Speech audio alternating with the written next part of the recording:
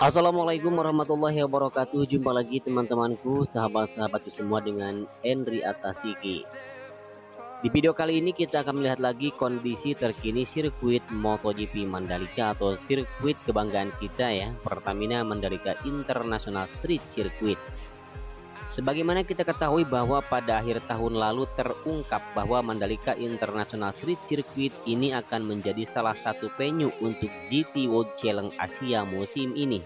Diplot sebagai putaran penutup pada 21 hingga 23 Oktober 2022. Promotor GTWC Asia SRO Motorsport resmi mengumumkan sirkuit Mandalika masuk dalam kalender balap 2022 pada Desember lalu.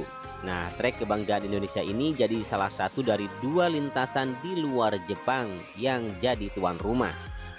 Selain Mandalika, sirkuit internasional Sepang pun juga di Malaysia didapuk sebagai host putaran pembuka yang telah berlangsung pada 20 hingga 22 Mei lalu. Empat tuan rumah lainnya adalah Suzuka International Racing Course, Fuji Speedway, Spotland Sugo, dan Okayama International Circuit.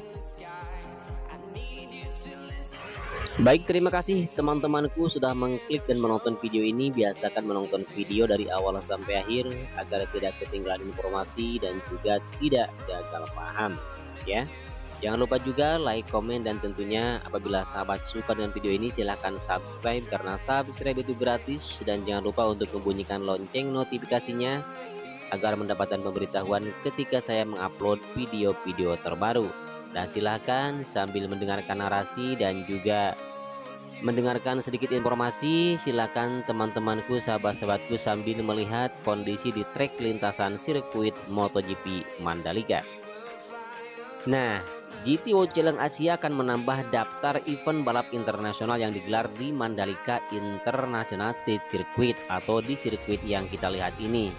Nah, trek yang rampung tahun lalu ini telah jadi venue untuk World Superbike atau WSBK dan juga MotoGP, terlepas dan tidak ketinggalan juga Moto3 dan juga Moto2, kemudian juga ada Asian Talent Cup. Nah, menjelang debutnya sebagai tuan rumah GT World Challenge Asia, Mandalika Grand Prix Association atau MGPA ya selaku pengelola. Nah, waktu lalu sudah menerima kunjungan dari SRO Motorsport yang telah datang ke sirkuit pada bulan yang lalu ya, atau beberapa bulan yang lalu. Nah, dalam kesempatan itu SRO menyampaikan keinginannya untuk melaksanakan event GT World Challenge Asia di Mandalika. Nah, mereka memuji dan juga meninjau trek fasilitasnya dan melakukan diskusi lebih lanjut ya tentang persiapan penyelenggaraan seri pamungkas Oktober mendatang. Nah, MGPA juga menerima kedatangan SRO Motorsport ya di sirkuit Mandalika untuk membahas bagaimana kedepannya atau bagaimana nanti akan menggelar GT World Challenge Asia. Nah, mereka cukup puas dengan layout sirkuit, bahkan takjub ketika melihat dari Bukit 360. Nah, semoga kita bisa masuk ke persiapan tahap selanjutnya. Nah, ujar Direktur Utama MGPA Priyandi Satria waktu itu. Dan ini merupakan awal dari rangkaian persiapan, masih ada hal-hal teknis yang harus kita persiapkan, begitu juga tuturnya. Nah, sebelum pada Maret yang lalu, sahabat, sirkuit Mandalika telah melalui proses inspeksi dan homologasi ya yang dilakukan oleh Federasi Otomotif Internasional atau FIA untuk kelayakan menggelar balapan mobil. Jadi tidak diragukan lagi ya, tidak serta-merta digunakan tanpa ada homologasi terlebih dahulu. Dan dulu ketika akan digunakan untuk MotoGP juga dilakukan homologasi. Begitu juga untuk mobil atau balap mobil, Federasi Otomotif Internasional atau FIA juga telah menguji kelayakan atau menggelar balapan di sirkuit Mandalika ini. Barangkali mungkin ada salah satu di antara sahabat yang baru mengenal atau mengetahui sirkuit Mandalika dan yang membutuhkan informasinya bahwa sirkuit Mandalika ini mempunyai panjang 4,31 km ya. Nah, kemudian sirkuit ini mempunyai lebar track length atau main track 15 meter. Kemudian juga mempunyai lebar outer atau inner line masing-masing 12 meter. Kemudian mempunyai trek lurus sepanjang 700 meter dan 17 tikungan semuanya ya. Variasi 17 tikungan, ada 11 tikungan ke kanan dan juga ada 6 tikungan yang ke kiri. Kemudian di sirkuit Mandalika ini pun dibangun 2 tunnel atau 2 terowongan. Yang pertama dibangun di hampir di ujung trek lurus ya, dengan panjang 65,57 meter ya kalau tidak salah. Kemudian juga yang kedua ada di antara tikungan ke-7 dan tikungan yang ke-8 dengan panjang 117,77 meter.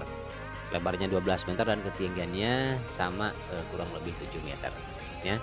Kemudian fungsi dibuatnya tunnel itu untuk mobilisasi para pengunjung atau para pendatang untuk memasuki area tengah atau zona tengah sirkuit ya, menuju ke tribun. Nah, konsep sirkuit Mandalika ini sahabat dibuat menjadi konsep jalan raya atau sirkuit jalan raya, dan perlu diketahui bahwa ini adalah merupakan sirkuit jalan raya pertama di dunia ya, yang dijadikan sebagai ajang balap MotoGP ya. Dan sirkuit Mandalika ini pun dibangun di Kecamatan Pujut, Kabupaten Lombok Tengah, Nusa Tenggara Barat di kawasan KEK Mandalika ya, atau kawasan ekonomi khusus Mandalika ya. Dimana kawasan ekonomi khusus Mandalika ini termasuk dari KSPN atau kawasan strategis pariwisata nasional ya.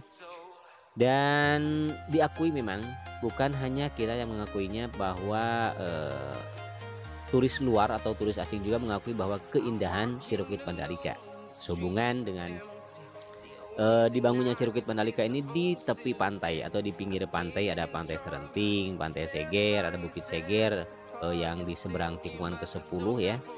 Kemudian juga dikelilingi oleh bukit-bukit yang cukup indah ya. Jadi bukit-bukitnya mengelilingi sirkuit, bahkan ada bukit yang di dalam sirkuit, tepatnya di sebelah kanan tikungan ke-9 dan juga tikungan yang ke-10 yang dibangun observation deck di depan sana ya. Dan sirkuit Mandalika ini pun sahabat tidak begitu begitu lama ya, hanya beberapa tahun, kalau tidak salah 2 tahun kurang lah, 2 tahun. Dulu itu Oktober tahun 2019 ya, kemarin beresnya tahun 2001 kalau tidak salah ya, kemarin sudah kita ketahui. Dan memang sirkuit Mandalika ini belum rampung 100% ya. Berarti bukan berarti belum rampungnya di track atau di inner atau outer ya. Karena memang kalau di track itu sudah benar-benar rampung, walaupun kemarin dilakukan pengaspalan ulang dari tikungan ke-15 hingga tikungannya ke-5.